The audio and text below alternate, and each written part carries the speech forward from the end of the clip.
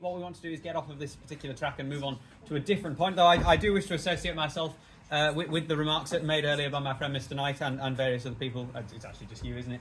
Come on, guys. On my side of the chamber. Now, the question before us, it receives from me a conclusion identical to my conclusion on the matter of the death penalty, in that it is not truly a question of deserving, because a question of whether individuals will deserve this is always going to be open to interpretation. It'll be debatable. New evidence may emerge later which proves our verdicts, however ironclad they seemed at the time, to be a mountain of piffle. It's rather a question of whether we want to give the state the power to use such a punishment. I do not, of course, say that if such an abominable crime as the ones we're going to be discussing today were to befall a friend or a relation of mine, that I would not wish horrible things upon the perpetrator, because of course I would. Any of us would.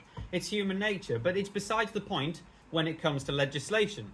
I'd like to repeat the example, if I may. I know it makes it sound like we've only got 1 point, but to be fair, that's because he stole it off me. The honourable gentleman used earlier, and that is of Alan Turing, who is undoubtedly, in my mind, and likely in many of your minds, a British war hero. His services to his country commemorated on no less a source than the £50 note.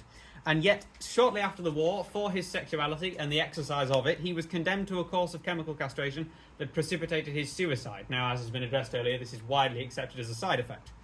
And of course, I'm not trying to compare homosexuality to something like rape or pedophilia here. They're wild, they're incomparable acts. But it's definitely the case that some people do see these as comparable. There's some people who see them as equal.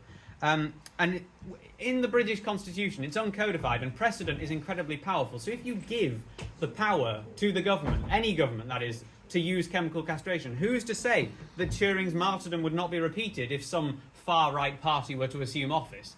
Now, of course, this is all speculation at the minute, as I'm sure none of the honourable ladies and gentlemen can think of a particular party in UK politics that is both on the far right, on the rise, and known to have anti-queer policies. That's totally in the realms of fantasy. But nevertheless, the point stands, as I'm sure you'll agree. So, in a nutshell, I implore the honourable ladies and gentlemen of the Society to look past the opposition's arguments of freeing up prison space or of saving public funds or even of meting out justice, and instead to think of how singularly damaging it could be to give the government, and any government, the right to chemically alter a British subject's brain chemistry, because it may be sex offenders today, Mr. Chairman, but it may also be free, innocent Britons the next. Thank you.